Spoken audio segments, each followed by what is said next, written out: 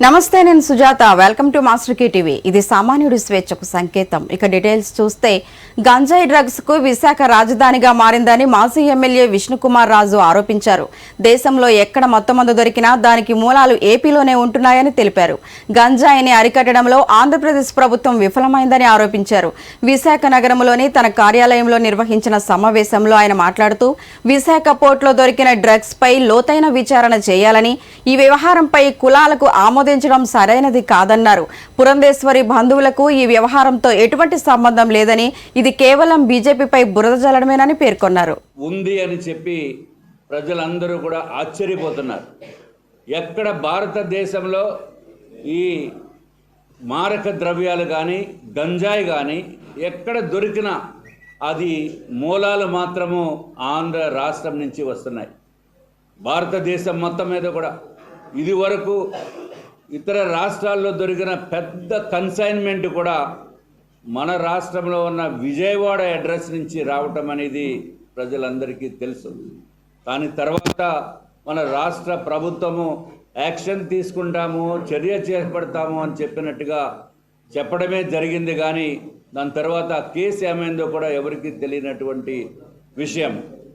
అట్లాగే ఇంకా ఆశ్చర్యకరమైన విషయం ఏంటంటే, ఈ మధ్య కాలంలో ఎక్కడ చూసినా 10 సంవత్సరాల వయసు ఉన్న పిల్లలు కూడా 10వ తరగతి చదువుతున్న పిల్లలు, 10 సంవత్సరాల వయసు కాదు 10వ తరగతి చదువుకున్న పిల్లలు కూడా గంజాయికి అలవాటు పడుతున్న విషయము అది వాస్తవం. సాయంత్రం అయితే చాలు ఆటోళ్ళు ఎక్కడైనా పార్కింగ్ చేసి ఉంటే ఆటోల్లో కూర్చుని గంజాయి తాగి ఆఖరికి పోలీసు వారిని కూడా అక్కడ దగ్గరికి వెళ్తే వాళ్ళని కూడా ఇబ్బందులు పెట్టే పరిస్థితి అన్అఫీషియల్గా మనకు అందరికీ తెలుసు.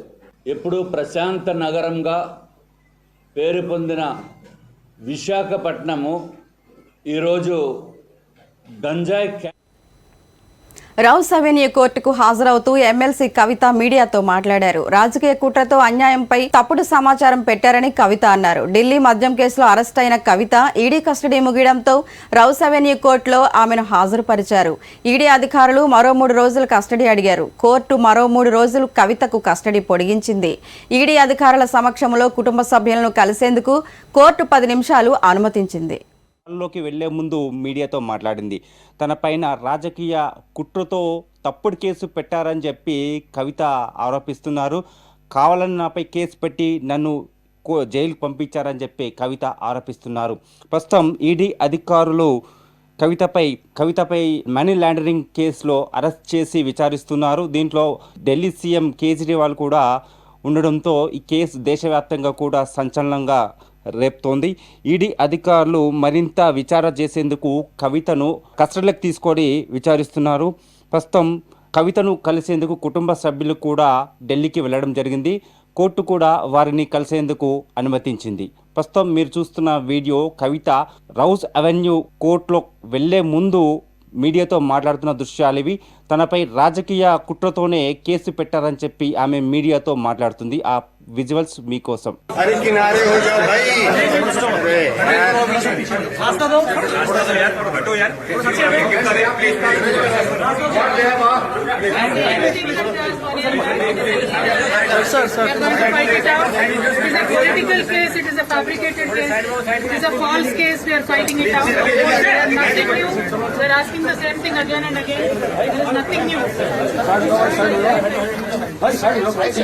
ఏలూరు జిల్లా నగరంలోని సాయి బాలాజీ థియేటర్లో అనన్య సినిమా హీరో హీరోయిన్ల సందడి చేశారు. ఈ సందర్భంగా ఏర్పాటు చేసిన పాత్రికేయుల సమావేశంలో సినిమా హీరో హీరోయిన్ మాట్లాడుతూ, అనన్య సినిమా కుటుంబ సభ్యులందరినీ అలరిస్తుందన్నారు. హీరో సుమన్ ముఖ్య పాత్రలో పోషించారని, జబర్దస్త్ కమెడియన్లు ఇందులో మంచి పాత్రలు పోషించారని తెలిపారు. సినిమా డైరెక్టర్ బొమ్మిడి ప్రసాద్ రాజు, నిర్మాతలు గంగాధర్ శర్మ పలువురు ఏలూరు జిల్లాకు చెందిన వారని తెలిపారు. క్యారెక్టర్స్ చేశానండి. నా పేరు జయరామన్ జొత్తుగా. మేమంతా హైదరాబాద్లో షో చూసామండి. చాలా మంచి రెస్పాన్స్ వచ్చింది. ఈరోజు ఇక్కడ ఏలూరులో సాయి బాలాజీ థియేటర్లో ప్రేక్షకులతో పాటు చూడడానికి మేము హీరోయిన్ మిగతా యాక్టర్స్ అందరూ వచ్చామండి. అలాగే రేపు సాయంత్రం జంగారెడ్డిగూడెంలో చూడబోతున్నామండి. మొత్తం ఆర్టిస్టులు అందరం కలిపి అందరితో ప్రేక్షకులతో చూడటానికి చాలా ఆనందంగా ఉంది.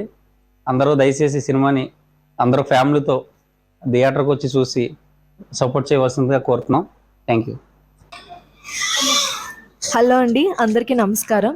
నేను మీ చందన, అనన్య మూవీలో హీరోయిన్గా వచ్చాను. అండ్ నిన్న రిలీజ్ అయింది, అంటే 22nd రిలీజ్ అయింది మా మూవీ.